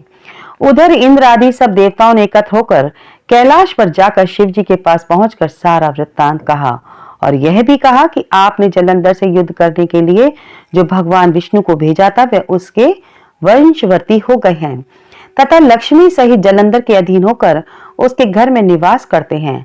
अब देवताओं को भी उसके यहाँ निवास करना पड़ रहा है। अब वह सागर पुत्र आपसे युद्ध करने के लिए आ रहा है, अतएव आप उसे मारकर हमारी रक्षा कीजिए। देवताओं से यह सब सुनकर शंकर जी ने भगवान विष्णु से पूछा, हे ऋषिकेश, युद्ध में आपने जलंधर का संहार क्यों नहीं किया और बैकुंठ को छोड़कर आप उसके घर कैसे चले गए हैं। यह सुनकर भगवान विष्णु ने हाथ जोड़कर नम्रता पूर्वक शंकर से कहा, उसे आपका अंशीवा लक्ष्मी का भाई होने के कारण नहीं मारा है। वह बड़ा ही वीर व देवताओं से अजय है। मैं सत्य कहता हूँ कि उसे कोई भी नहीं मार सकता। इस पर मैं मुग्ध होकर मैंने स्वयं उसके घर में रहने का वर दे दिया है और इसी कारण मैं उसके घर में रहता हूँ। हे सुरवर्य विष्णु, आप ये क्या कहते हैं? उस दैत्यराज जलंधर को मैं अवश्य मारूंगा, इसमें कुछ भी संदेह नहीं है। अब आप सब देवता जलंधर को मेरे द्वारा मरा हुआ ही जानकर अपने स्थान को जाइए। जब शंकर जी ने ऐसा कहा तो सब देवता संदेह रहित होकर अपने अपने स्थान को चले गए। ठीक उसी समय पराक्रमी जलंधर अपनी विशाल सेना के साथ कैलाश पर्वत को घेर कर सिंहनाद करने लगा। दैत्यों के नाद और कोलाहल से शिवजी क्रुद्ध हो गए। उन्होंने अपनी नंदी आदि गणों को उसके साथ युद्ध करने की आज्ञा दे दी। कैलाश पर्वत के समीप भीषण युद्ध होने लगा। दैत्य अनेकों प्रकार के अस्त्र शस्त्र बरसाने लगे। मेरी मृदंग शंख और तीरों त्रिक हाथी घोड़ों और रथों के शब्द से पृथ्वी कांपने लगी। युद्ध में कटकर मरे हुए हाथी घोड़े और पैदलों पर पहाड़ सा लग गया, जिससे कि युद्ध भूमि और भी अगम्य हो गई। दैत्यों के आचार्य श्री शुक्राचार्य जी अपनी मृत संजीवनी विद्या से सब दैत्य को जिलाने लगे। यह देखकर शिव जी गण व्याकुल हो गए और उनके पास जाकर सारा वृत्तांत सुनाएगा। उसे सुनकर भगवान रुद्र के क्रोध की सीमा न रही। वे अपने भयंकर रूप से दिशाओं को प्रज्वलित करने लगे। फिर तो उस समय उनके मुख से एक बड़ी ही भयंकर कन्या उत्पन्न हुई, जिसकी दोनों जंघाएं ताल वृक्ष के समान थी। वह युद्ध भूमि में जाकर सब असुरों का चर्बन करने लगी। तब युद्ध भूमि इस प्रकार विचरते हुए वह शुक्र जी के समीप पहुंची और उन्हें शीघ्र ही अपने उदर में विलुप्त कर लिया। फिर स्वयं भी अंतर्धान हो गई। शुक्र के गुप्त हो जाने से दैत्यों का मुख मलिन पड़ गया और वह युद्ध भूमि छोड़कर भाग गए। इस पर उनके शुंभ निशुंभ और कालनेमी आदि सेनापतियों ने अपने भागते हुए वीरों को रोककर शिव गणों पर बड़ा कठिन प्रहार करना आरंभ किया। और ऐसा ही शिवजी के नंदी आदि वीर गणों ने भी, जिनमें गणेश और स्वामी कार्तिकेय भी थे, अपने गणों को रोक रोक कर दैत्यों से भीषण युद्ध करना आरंभ किया। इस प्रकार से 16वां अध्याय समाप्त होता है। अब 17वां अध्याय हम प्रारंभ करते हैं। नारद जी कहते हैं, उस समय शिवजी के गण प्रबल थे और उन्होंने जलंधर के शुंभ निशुंभ और महासुर कालनेमी आदि को पराजित कर दिया। यह देखकर सागरपुत्र जलंधर एक रथ पर, जिस पर की लंबी पताका लगी हुई थी, चढ़कर युद्ध भूमि में आकर घोर संग्राम करने लगा। इधर जयशील शंकर के गण भी युद्ध में तत्पर होकर गरजने लगे। इस प्रकार दोनों सेनाओं के हाथी घोड़े रथ शंख भेरी तथा दोनों ओर के वीरों के सिंहनाद से पृथ्वी त्रस्त हो गई। तत्पश्चात जालंधर ने कहुरे के समान बाणों को फेंककर पृथ्वी से लेकर आकाश तक व्याप्त कर दिया और नंदी को 5, गणेश को 5, वीरभद्र को 1 साथ 20 बाण मारकर उनके शरीर को छेद दिया और मेघ के समान गर्जन करने लगा। यह देखकर रुद्रपुत्र कार्तिकेय भी दैत्य जालंधर को अपनी शक्ति उठाकर मारी और घोर गर्जन किया, जिसके आघात से वह पृथ्वी पर गिर पड़ा। परंतु वह इतना बली था कि शीघ्र ही उठकर खड़ा हो गया और क्रोधाविष्ट होकर कार्तिकेय पर अपनी गदा का प्रहार कर दिया। ब्रह्म वरदान की सफलता के लिए शंकर पुत्र कार्तिकेय पृथ्वी पर सो गए। गणेश जी और नंदी भी व्याकुल होकर गदा प्रहार से पृथ्वी पर गिर गए। वीरभद्र का सिर फट गया और बहुत सा रक्त बहने लगा। वीरभद्र को पृथ्वी पर गिरा देखकर शंकर के गण चिल्लाते हुए संग्राम भूमि छोड़कर बड़े वेग से भाग निकले। इस प्रकार 17वां अध्याय पूर्ण होता है और 18वां अध्याय प्रारंभ करते हैं। देवर्षि नारद जी ने कहा, अब रौद्र रूप महाप्रभु शंकर अपने वीर गणों के साथ नंदी पर चढ़े हंसते हुए युद्ध भूमि में आए। तब उनको आया देखकर उनके पराजित गण और फिर लौट आए और सिंहनाद करते हुए आयुधों से दैत्य पर प्रहार करने लगे। भीषण रूपधारी रुद्र को देख दैत्य भागने लगे। तब युद्ध में अपने दैत्यों को पराहन्मुख होते देखकर जालंधर हजारों बार छोड़ता हुआ भगवान शंकर की ओर दौड़ा। उसके शुंभ निशुंभ आदि वीर भी क्रोध से अपने होठों को काटते हुए भगवान शंकर की ओर दौड़े। इतने में भगवान शंकर ने जालंधर के सब बाण जालों को काटकर अपने गणों को निर्भय करके अपने अन्य बाणों को आंधी से दैत्य को पीड़ित कर दिया।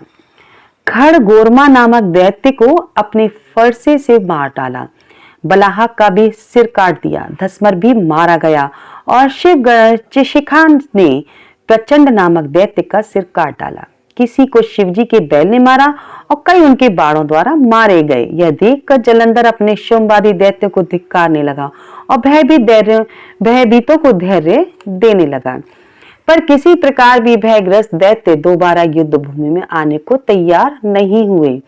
दैत्य सेना ने पलायन किया। तब महाक्रुद्ध जालंधर शिवजी को अपनी ओर ललकारने लगा। साथ ही उसने 70 बाण मारकर शिवजी को दग्ध कर दिया और वह भी बहुत से बाणों का प्रहार किया। शिवजी उसके बाणों को काटते रहे, यहाँ तक कि उन्होंने जालंधर की ध्वजा, छत्र और धनुष को भी काट दिया। फिर 7 बाण मारकर उनके शरीर में आघात पहुंचाया। धनुष के कट जाने से जालंधर ने एक प्रचंड बाण मारकर उसकी गदा के टुकड़े टुकड़े कर दिए। तब उसने समझा कि यह मुझसे अधिक बलवान है, अतः उसने गंधर्वी माया उत्पन्न कर दी। अनेक गंधर्व और अप्सराओं के गण उत्पन्न हो गए। वीणा और मृदंग आदि बाजों के साथ नृत्य और गान होने लगे। इससे अपने गणों सहित रुद्र भी मोहित हो गए। उन्होंने युद्ध बंद कर दिया। फिर तो काम मोहित जालंधर बड़ी शीघ्रता से त्रिनेत्र भगवान शंकर का रूप धारण करके वृषभ पर बैठकर पार्वती के पास जा पहुंचा। उधर जब पार्वती ने अपने पति को आता देख तो उसने सखियों का साथ त्याग दिया और आगे आई।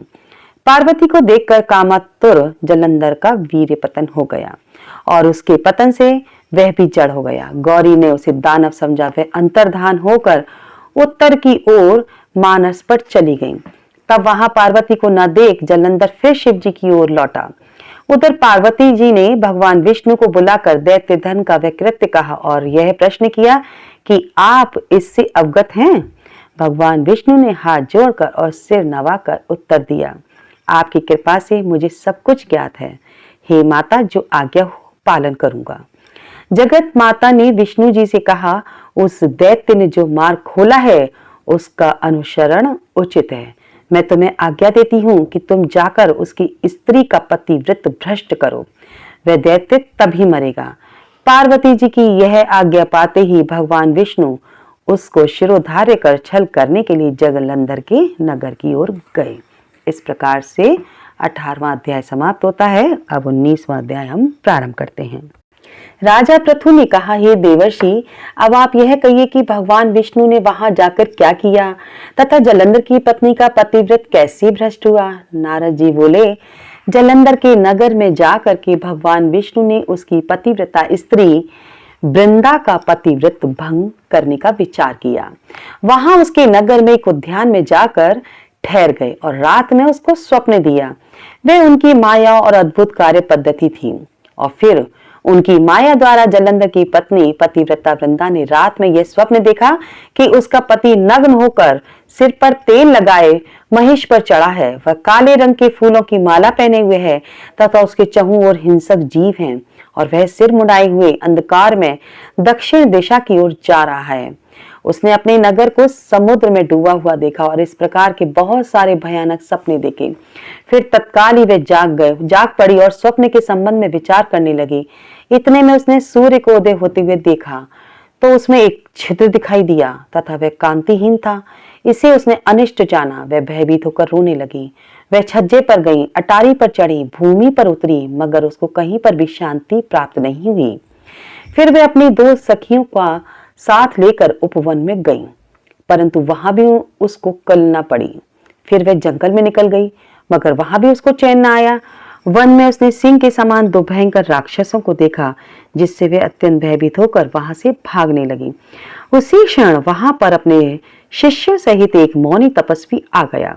भयभीत वृंदा उसके गले में हाथ डालकर उससे अपनी रक्षा के लिए याचना करने लगी। मुनि ने अपनी एक ही हुंकार से उन दोनों राक्षसों को वहां से भगा दिया। वृंदा को आश्चर्य हुआ और वह भय से मुक्त होकर मुनिनाथ को हाथ जोड़कर प्रणाम करने लगी और कृतज्ञता का ज्ञापन किया। फिर उसने मुनि से अपने युद्धरत पति के संबंध में उसकी कुशलक्षेम का प्रश्न किया। मुनि ने मौन होकर आगे पीछे देखकर कुछ कहना ही चाहा कि उसी समय 2 वानर मुनि के समक्ष आकर हाथ जोड़कर खड़े हो गए। जो ही मुनि ने भ्रुकुटी संकेत किया तो ही वे उड़कर आकाश में चले गए। फिर जलंधर का सिर व धड़ लेकर मुनि के पास आ गए। तब वृंदा अपने पति को मृत हुआ जानकर मूर्छित होकर पृथ्वी पर गिर पड़ी और अनेक प्रकार के वचन कहकर दारुण विलाप करने लगी। तत्पश्चात उसने उस मुनि से कहा, हे कृपानिधे, आप मेरे पति को जीवित कर दीजिए। पतिव्रता परायण दैत्य पत्नी ऐसा कहकर दुखों की श्वासों को छोड़ती हुई मुनीश्वरों के चरण में गिर पड़ी। तब मुनीश्वर ने कहा, वह शिव जी द्वारा युद्ध में मारा गया है, अतः जीवित नहीं हो सकता, क्योंकि जिसे भगवान शंकर मार देते हैं वह कदापि जीवित नहीं हो सकता। परंतु शरणागत की रक्षा सनातन धर्म है, अतः मैं कृपा कर इसे जिलाए देता हूँ। नारद जी कहते हैं कि वे मुनि तो खुद साक्षात विष्णु भगवान ही थे, जिन्होंने कि ये सब माया फैला रखी थी। वे वृंदा के पति को जीवित करके अंतर्धान हो गए। जलंधर ने उठकर वृंदा का आलिंगन किया और उसका मुख चूमा। वृंदा भी पति को जीवित हुआ देखकर अत्यंत हर्षित हुई और अब तक हुई सब बातों को स्वप्न समझा। पश्चात वृंदा सकाम हो बहुत दिन तक उसी वन में अपने पति के साथ विहार करती रही। फिर एक दिन उसने सूरत एवं संभोग काल के अंत में भगवान विष्णु को पहचान लिया। अतः उन्हें ताड़ित करते हुए बोली, हे पराई स्त्री से गमन करने वाले विष्णु, तुम्हारे शील को धिक्कार है। मैंने जान लिया है कि वह मायावी तपस्वी तुम ही थे।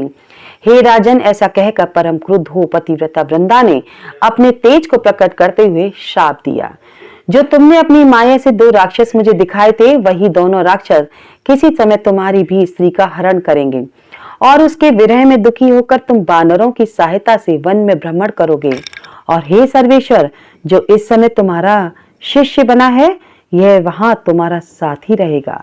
ऐसा कहकर पतिव्रता वृंदा भगवान विष्णु के लाख मना करने पर भी अग्नि में प्रवेश कर गईं। ब्रह्मा आदि देवता आकाश से उसका प्रवेश देखते रहे। वृंदा के शरीर का तेज श्री पार्वती जी के शरीर में चला गया और आकाश से जय जय शब्द होने लगा। पतिव्रत धर्म के प्रभाव से वृंदा ने मुक्ति प्राप्त की। इस प्रकार 19वां अध्याय पूर्ण होता है। अब हम प्रारंभ करते हैं 20वां अध्याय। राजा पृथु ने कहा, हे देवर्षि, इसके पश्चात युद्ध में क्या हुआ तथा वह दैत्य कैसे मारा गया? कृपा करके अब उस अद्भुत कथा को मुझे कहिए। देवर्षि नारद जी बोले, जब गिरिजा वहां से अदृश्य हो गई और गंधर्वी माया भी विलीन हो गई, तब भगवान वृषध्वज चैतन्य हो गए। उन्होंने लौकिकता व्यस्त करते हुए बड़ा क्रोध किया। फिर भगवान शंकर जलंधर से युद्ध करने लगे। जलंधर शंकर के बाणों को काटने लगा, परंतु जब काट ना सका तो उसने माया की पार्वती बनाकर अपने रथ पर बांध ली। जो शुंभ निशुंभ द्वारा विद्यमान थी और विलाप कर रही थी। तब अपनी प्रिय पार्वती को इस प्रकार कष्ट में पड़ा देखकर लौकिक लीला दिखाते हुए भगवान शंकर प्रकृत जनों की तरह व्याकुल हो गए और उन्होंने अग्निपुंज की तरह भयंकर रौद्र रूप धारण कर लिया। अब उनके रौद्र रूप को देखकर कोई भी दैत्य उनके सामने खड़ा होने में समर्थ ना हो सका और सब भागने छिपने लगे। यहाँ तक कि शुंभ निशुंभ भी युद्ध में स्थित होने को समर्थ ना हो सके। जलंधर की सारी माया क्षण मात्र में नष्ट हो गई। संग्राम में चारों ओर हाहाकार होने लगा। शिवजी ने उन भागते हुए शुंभ और निशुंभ को शाप देकर बड़ी धिक्कार दी और उनसे कहा कि तुम दोनों बड़े दुष्ट हो, तुमने मेरा बड़ा अपराध किया है। तुम पार्वती को मारते थे और अब युद्ध से भागते हो। भागते का वो मारना पाप है, इससे अब मैं जो तुम्हें नहीं मारूंगा परंतु गौरी तुम्हें अवश्य मारेंगी। शिव जी के ऐसा कहने पर समुद्रपुत्र जलंधर क्रोध में अग्नि के समान प्रज्वलित हो उठा। उसने शिव जी पर घोर बाण वर्षा कर पृथ्वी पर अंधकार कर दिया। तब उस दैत्य की ऐसी चेष्टा देखकर भगवान शंकर बड़े ही क्रोधित हुए तथा उन्होंने अपने चरण गुप्त से बनाए हुए सुदर्शन चक्र को चलाकर उसका सिर काट लिया। एक प्रचंड शब्द के साथ उसका सिर पृथ्वी पर गिर पड़ा और महान हाहाकार होने लगा। अंजन पर्वत के समान उसके शरीर के दो खंड हो गए। उसके रुधिर से संग्राम भूमि व्याप्त हो गई। सारी पृथ्वी विह्वल हो गई।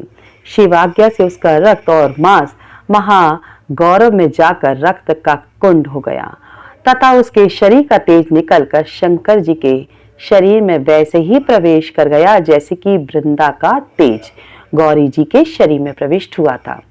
जलंधर को मरा हुआ देखकर गंधर्व देवता सब प्रसन्न हो गए। इस प्रकार से 20वां अध्याय पूर्ण होता है। अब हम प्रारंभ करते हैं 21वां अध्याय।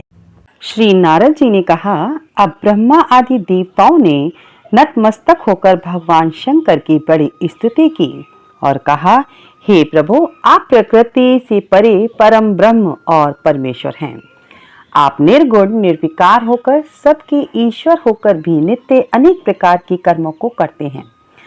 शंकर जी, हम सब ब्रह्मा आदि आपके दास हैं। हे देवेश, हे शिव, आप प्रसन्न हो, हमारी रक्षा कीजिए। हे नाथ, हम आपकी प्रजा हैं, सदा आपकी शरण में रहते हैं। नारद जी कहते हैं, जब इस प्रकार ब्रह्मा आदि सब देवताओं और मुनियों ने शिव जी की अनेक स्तुति करके उनके चरण कमलों का ध्यान करते हुए मौन ग्रहण कर लिया, तब उसे सुनकर देवताओं को वर देके वह वहीं अंतर्धान हो गए। पश्चात शिव जी का यश गाते हुए सब देवता भी प्रसन्नता पूर्वक अपने अपने स्थान को चले गए। महेशाख्यान से जलंधर का यह युद्ध चरित्र बड़ा पुण्यप्रद और सब पापों का नाश करने वाला है। यह सर्व सुखदायक और महेश को भी आनंददायक है। जो इन दोनों आख्यानों को पढ़ेगा और पढ़ावेगा वह यहाँ पर सुखों को भोग कर अंत में गणेश पद को पावेगा। अब हम शुरू करते हैं 22वां अध्याय। राजा पृथु बोले, हे नारद जी, अब आप कृपा कर मुझे यह बताइए कि वृंदा को मोहित कर भगवान विष्णु ने क्या किया और फिर वह कहाँ गए। तब नारद जी ने कहा, जब देवता स्तुति कर मौन हो गए तब भगवान शंकर ने सब देवताओं से प्रसन्न होकर कहा, हे ब्रह्मा आदि देवताओं, जलंधर तो मेरा ही अंश था। मैंने उसे तुम्हारे लिए नहीं मारा, किंतु यह मेरी सांसारिक लीला थी। फिर भी आप लोग यह सत्य कहिए कि इसमें आप सुखी हुए हैं या नहीं। तब तो ब्रह्मा आदि देवताओं के नेत्र हर्ष से खिल गए और उन्होंने शिव जी को प्रणाम करके विष्णु जी का वह सारा वृत्तांत कह सुनाया जो उन्होंने बड़े प्रयत्न से वृंदा को मोहित किया था तथा वह अग्नि में प्रवेश कर परम गति को प्राप्त हुई थी। देवताओं ने यह भी कहा कि तभी से वृंदा की सुंदरता पर मोहित हुए विष्णु उनकी चिता की राख लपेटे इधर उधर घूमते हैं। अतएव आप उन्हें समझाइए, क्योंकि यह प्रकृति सदा चराचर आपके अधीन है। देवताओं से यह वृत्तांत सुन शंकर जी ने उन्हें अपनी दुस्तर माया समझाई और कहा कि यह सारा जगत उसी के अधीन है। उसी से मोहित विष्णु भी काम के वश में हो गए हैं। परंतु महादेवी उमा त्रिदेवी की जननी सबसे परे हैं। वह मूल प्रकृति परम मनोहर और वही गिरिजा भी कहलाती हैं। अतः विष्णु का मोह दूर करने के लिए आप सब उनकी शरण में जाइए। यदि वह प्रसन्न हो जाएंगी तो आपका सब कार्य हो जाएगा। भगवान शंकर की आज्ञा से सब देवता मूल प्रकृति को प्रसन्न करने चले। उनके स्थान पर पहुंचकर उनकी बड़ी स्तुति की। तब आकाशवाणी हुई, हे देवताओं, मैं 3 प्रकार से तीनों गणों से पृथक होकर स्थित होती हूँ। सत्यगढ़ से गौरी, रजोगुण से ज्योति रूप हूँ। अतः अब आप लोग मेरी रक्षा से यदि सादर उन देवियों के पास जाओ तो वह तुम्हारे सब मनोरथों को पूर्ण करेंगी। यह वाणी सुनकर देवताओं के नेत्र खुल गए। वह भगवती का आदर करते हुए गौरी, लक्ष्मी और सरस्वती को प्रणाम करने लगे। सब देवताओं ने भक्ति पूर्वक उनका स्मरण किया। सब देवियां प्रकट हो गईं। सब देवताओं ने प्रसन्न होकर भक्ति पूर्वक अपना निवेदन किया। देवियों ने कुछ बीज देकर कहा, इन्हें ले जाकर दे दो, तुम्हारे सब कार्य सिद्ध हो जाएंगे। ब्रह्मा आदि देवता उन बीजों को लेकर भगवान विष्णु के पास गए और उन्हें वृंदा की चिता भूमि में डाल दिया। उससे धात्री, मालती और तुलसी प्रकट हुई। भगवान विष्णु ने जो ही उन स्त्री रूप वाली वनस्पतियों को देखा, वह उठ बैठे। कामासक्त चित्त से मोहित हो उनसे याचना करने लगे। धात्री और तुलसी उनसे प्रीति की। विष्णु जी सारा दुख भूलकर देवताओं से नमस्कृत होकर अपने लोक में चले गए। अब वह पूर्ववत सुखी होकर भगवान शंकर का स्मरण करने लगे। यह आख्यान शिव जी की भक्ति देने वाला है। इस प्रकार से 22वां अध्याय समाप्त होता है। अब प्रारंभ करते हैं 23वां अध्याय। नारद जी ने राजा पृथु से कहा, हे राजन, इसी कारण के उद्यापन में तुलसी की जड़ में भगवान विष्णु की पूजा की जाती है। तुलसी का मूल प्रदेश भगवान विष्णु को प्रसन्न करने वाला है। हे राजन, तुलसी का पौधा जिस घर में वर्तमान है और वह घर तीर्थ स्वरूप है और उस घर में यम के दूत कभी नहीं आते। सब पापों का नाश करने वाला, अभीष्ट फल को देने वाला है। जो मनुष्य तुलसी का पौधा लगाता है वह यमराज को नहीं देखता। भगवती नर्मदा का दर्शन, गंगा स्नान व तुलसी के पौधे का संसर्ग, यह तीनों पुण्यप्रद हैं। तुलसी का पौधा लगाने से, सींचने से, दर्शन से और तुलसी को छूने से कामिक, वाचिक, मानसिक आदि संपूर्ण पाप नष्ट हो जाते हैं। जो प्राणी तुलसी के दल से भगवान शंकर का पूजन करते हैं वह पुनः गर्भ में नहीं जाते।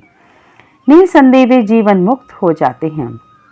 तुलसी के दल में पुष्कर आदि समस्त तीर्थ, गंगा आदि संपूर्ण नदियां और विष्णु प्रभृति सब देवता निवास करते हैं।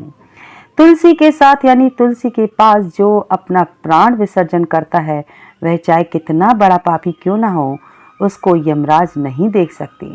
हे राजन, जो लोग तुलसी की काष्ठ का चंदन लगाते हैं वह सहज ही मोक्ष को प्राप्त हो जाते हैं। उनके द्वारा किए गए पाप भी उनके शरीर को स्पर्श नहीं कर पाते। हे राजन, जहाँ तुलसी के वन की छाया हो वहाँ पर पितरों के निमित्त दिया हुआ दान सर्वदा के लिए अक्षय होता है। हे राजन, आंवले के वृक्ष की छाया में जो प्राणी पिंड दान करते हैं उनके पितर यदि नरक की यातना भी भोग रहे हों तो भी मुक्त हो जाते हैं। सिर, हाथ, मुंह और देह में जो आंवले को धारण करते हैं उनका विष्णु रूप जानना चाहिए। आंवले के फल और तुलसी के दलों को पानी में मिलाकर जो प्राणी स्नान करते हैं उनको गंगा स्नान का फल मिलता है। जो मनुष्य आंवले के पत्तों और फलों से देवताओं का पूजन करते हैं उनको स्वर्ण मणि और मोतियों द्वारा पूजन का फल प्राप्त होता है। कार्तिक मास में सब तीर्थ, ऋषि, देवता और सब यज्ञ जब सूर्य तुला राशि में होता है आंवले के वृक्ष में वास करते हैं। जो मनुष्य द्वादशी तिथि को तुलसी का दल और कार्तिक में आंवले का पत्ता तोड़ता है वह रौरव नरक में वास करता है। जो कार्तिक में आंवले की छाया में बैठकर भोजन करता है, उसके अंत संसर्ग में सब दोष नष्ट हो जाते हैं। कार्तिक मास में जो आंवले की जड़ में भगवान विष्णु का पूजन करता है, उसको श्री विष्णु क्षेत्रों के पूजन का फल प्राप्त होता है। आंवले तथा तुलसी की महत्ता का वर्णन करने में श्री ब्रह्मा जी भी असमर्थ हैं। इसीलिए धात्री और तुलसी की जन्म कथा सुनने से मनुष्य अपने वंश सहित मुक्ति प्राप्त करता है। अब प्रारंभ होता है 24वां अध्याय। राजा पृथु ने देवर्षि श्री नारद जी से पूछा, नारद जी, आपने तुलसी के इतिहास, व्रत, महात्म्य के बारे में कहा है। अब यह बताने की कृपा करें कि क्या इस कार्तिक मास में और भी देवताओं का पूजन होता है, यह भी मुझे समझाकर कहिए। नारद जी बोले, पहले समय पर्वत के निकट कर्तिपुर में एक धर्मात्मा धर्मदत्त नामक ब्राह्मण रहता था। वह भगवान विष्णु के सब व्रत करता था और 8 पहर उनकी भक्ति में तल्लीन रहता था। एक दिन कार्तिक मास में वह एक पहर रात शेष रहने पर जागरण के लिए भगवान विष्णु के मंदिर में गया। वह हर प्रकार की सामग्री लेकर पूजा करने के लिए जा रहा था कि उसने मार्ग में एक बड़ी भयंकर राक्षसी को देखा, जिसके कि बड़े बड़े दांत थे, लपलपाती हुई जीभ थी, बड़े बड़े लाल लाल नेत्र थे, जिसका शरीर नंगा था, मांस रहित था। उस भयंकर राक्षसी को देखकर धर्मदत्त बुरी तरह से कांपने लगा और कुछ उपाय न देखकर उसने पूजा वाली थाली और जल का लोटा उस राक्षसी पर फेंक दिया, क्योंकि उसने भगवत नाम का जप करते हुए वह सामग्री और जल का लोटा जिसमें कि तुलसी दल पड़ा हुआ था, उसको मारा था। इससे जन्म जन्मांतर के पाप नष्ट हो गए और उसे अपना पूर्व जन्म स्मरण हो आया। वह हाथ जोड़कर धर्मदत्त के चरणों में गिर पड़ी और उसने कहा, हे विप्र, मैं पूर्व जन्म के कर्मों के फल से इस अवस्था को प्राप्त हुई हूँ। नारद जी ने कहा, हे राजन, उसको इस प्रकार प्रणाम करते देखकर अति विस्मित होकर धर्मदत्त ने पूछा, तेरी ये अवस्था किस कर्म के फल से हुई है? तू पूर्व जन्म में कहाँ रहती थी और तेरा कैसा चरित्र था? यह सब कुछ तू मुझे बता। उस राक्षसी ने, जिसका नाम कलहा था, उसने कहा, हे ब्राह्मण, सौराष्ट्र में भिक्षुक नामक एक ब्राह्मण रहता था। मैं उसकी पत्नी थी। मेरा स्वभाव बड़ा ही निष्ठुर था।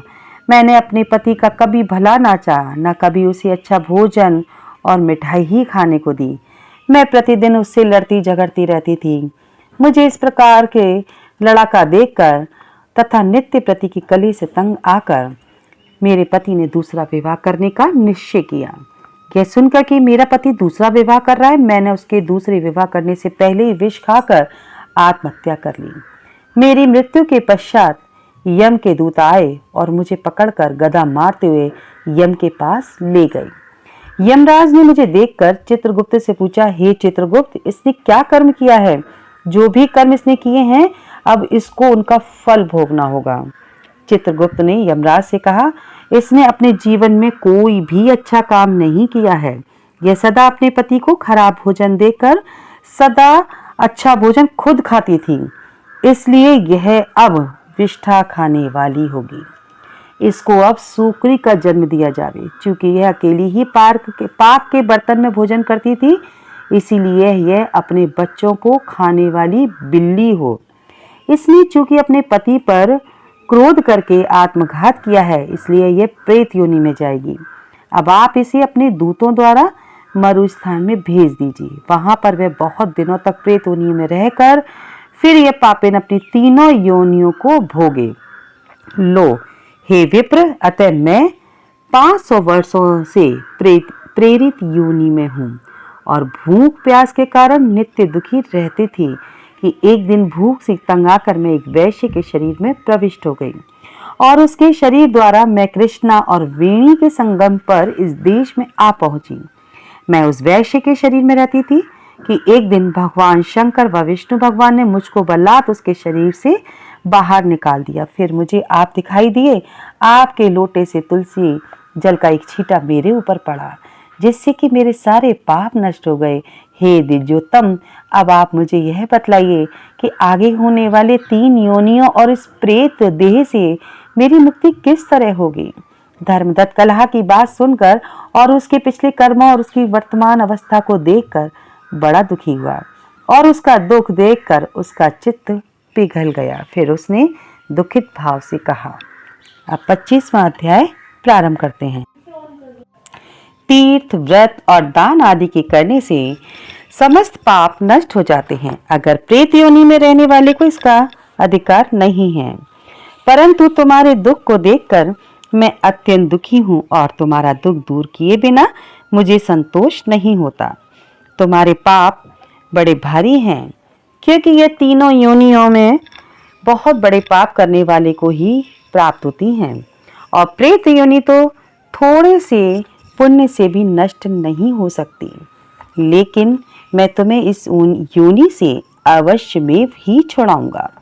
इसलिए मैंने जो कार्तिक का व्रत किया है उसका आधा पुण्य तुम्हें देता हूँ, क्योंकि यज्ञ, दान, तीर्थ यह सब निश्चय ही कार्तिक के व्रत के पुण्य के समान है। नारद जी ने कहा, हे राजन, इतना कहकर धर्मदत्त ने उसको ओम नमो भगवती वासुदेवाय यह 12 अक्षर मंत्र सुनाया और तुलसी का जल उसके ऊपर छिड़का। बस फिर क्या था, क्षण भर में वे प्रेत योनि से छूटकर प्रज्वलित शिखा के समान दिव्य रूप धारण करके लक्ष्मी के समान सुंदर हो गई।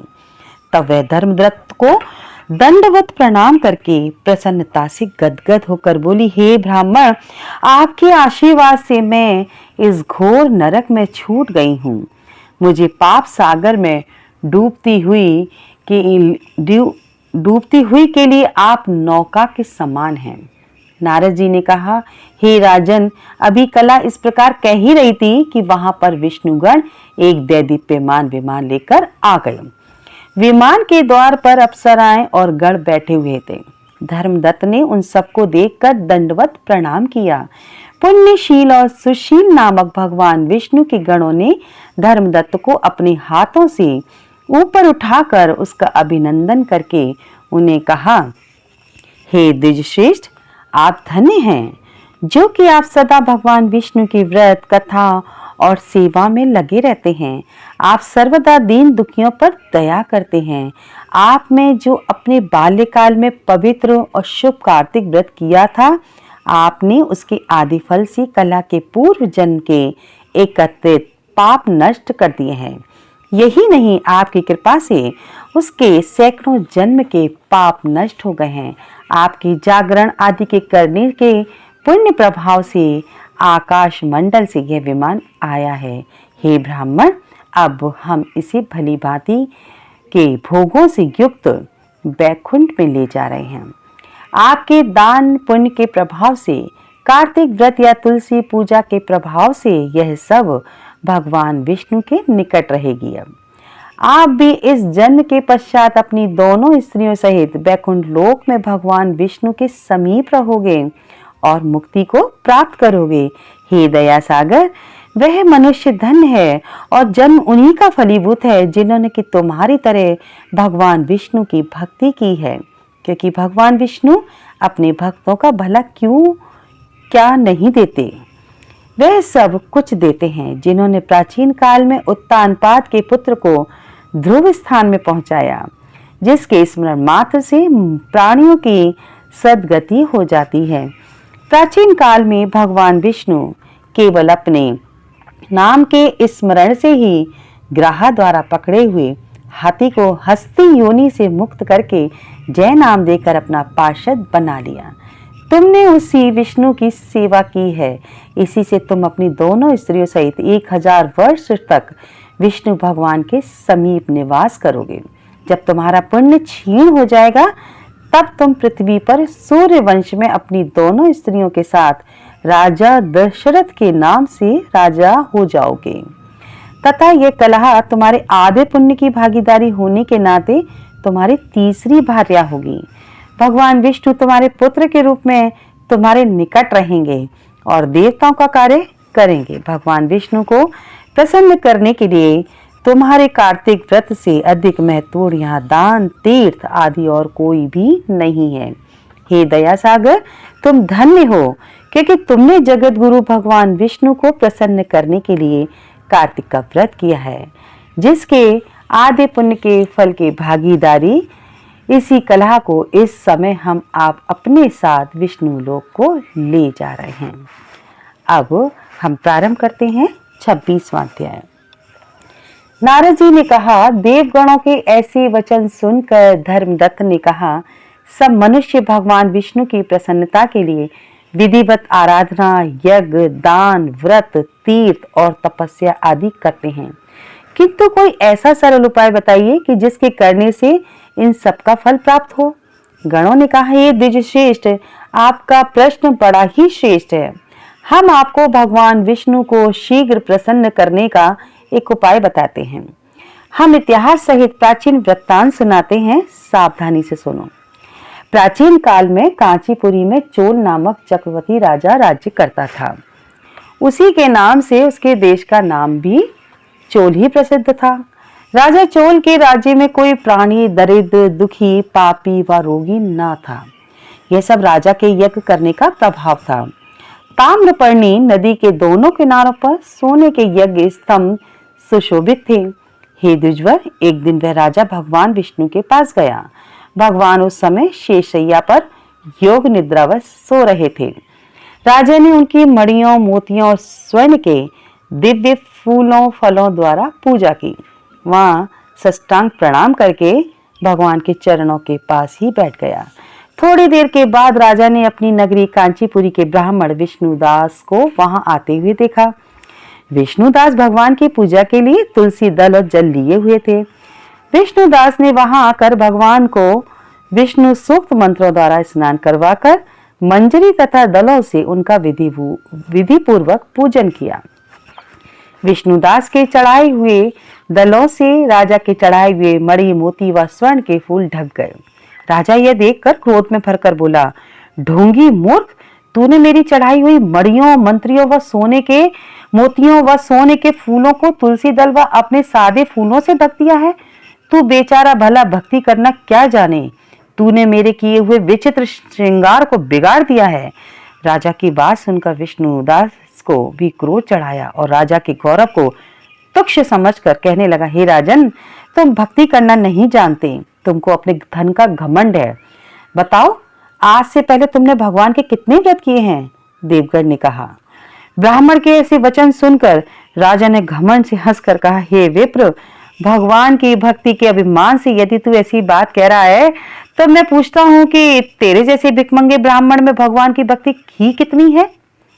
क्योंकि तुमने आज तक भगवान की प्रसन्नता के लिए कुछ भी नहीं किया, ना तो कोई मंदिर बनवाया, तो तुम भला इस प्रकार की भक्ति का जैसी कि तुम कर रहे हो क्या गर्व कर सकते हो? यहाँ जितने भी ब्राह्मण बैठे हैं मेरी बात को ध्यानपूर्वक सुने और देखें कि भगवान विष्णु के दर्शन मुझे होते हैं कि इसके बाद दोनों की भक्ति के संबंध में आप लोग जान लेंगे। देवगण ने कहा। ऐसा कहकर राजा अपने महल में चला गया और वहां जाकर उसने अपने पुरोहित मुद्गल को आचार्य बनाकर विष्णु यज्ञ आरंभ किया। उसने उस यज्ञ में अनेकों ऋषि महर्षियों को बुलाया, उनको बहुत सा अनाज और नकदी आदि दक्षिणा दी। जो यज्ञ पहले ब्रह्मा जी ने गया में किया था, वही यज्ञ राजा चोल ने अपनी नगरी चोल में किया। विष्णुदास भी अपने मंदिर में ही रहकर भगवान की प्रसन्नता के लिए व्रत करने लगे। उसने माघ कार्तिक मास के व्रत किए, तुलसी के वन की और एकादशी को भगवान विष्णु के 12 अक्षर मंत्र का जाप किया। वह भगवान को प्रसन्न करने के लिए गीत गाता रहा और नृत्य करता रहा, नित्य प्रति व्रत करता रहा, भूमि पर सोता, हर समय भगवान विष्णु का स्मरण करता और सब प्राणियों में सम दृष्टि से भगवान को ही देखता था। उसने भगवान को प्रसन्न करने के लिए माघ तथा कार्तिक के व्रत भी किए और उन व्रतों को के नियमों का पालन भी किया और उद्यापन भी किया। और इस प्रकार राजा चोल और विष्णुदास द्वारा दोनों को आराधना करते हुए बहुत दिन बीत गए। इस प्रकार 26वां अध्याय समाप्त होता है।